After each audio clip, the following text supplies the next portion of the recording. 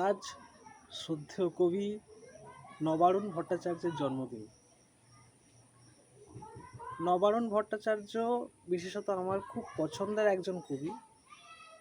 তার কবিতার কলমে প্রকাশিত হয়েছে বিভিন্ন রাজনৈতিক, বিভিন্ন অরাজনৈতিক কবিতা, যা মানুষ তথা সমাজে একটা পরিবর্তন, কবিতার মানের পরিবর্তন এবং মানুষের যে জৈবিক চাহিদা তা সর্বোপরি তার লেখায় উঠে এসেছে।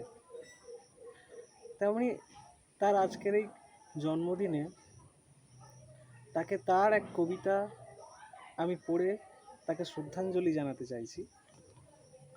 কবিতার নাম লড়াই যখন হবে। কে কে সুইস ব্যাংকে টাকা রেখেছ, হাত তোলো। কারা কারা ভালোবাসতে ভুলে গেছো, হাত তোলো। কার কার হাতের কড়ার তলায় ভাগ্যরেখা লুকিয়ে পড়েছে, হাত তোলো। ঘাসের আঙুল দিয়ে কারা শিশির জড়িয়েছে, হাত তোলো। গণহত্যার জন্য যারা দায়ী, হাত তোলো। যে প্রজাপতি ধরতে পারো ডানা না ভেঙে, সেও হাত তোলো। আর যে রেঞ্জ নিয়ে মরচে পড়া নাটবল্টুকে খোলো, সে তো হাত উছিয়েই আছে।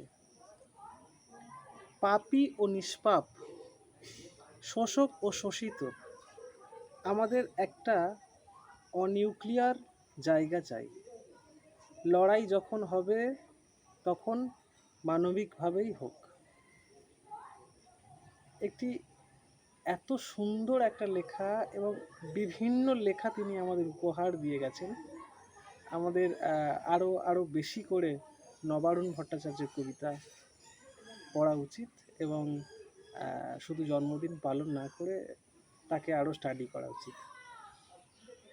ধন্যবাদ।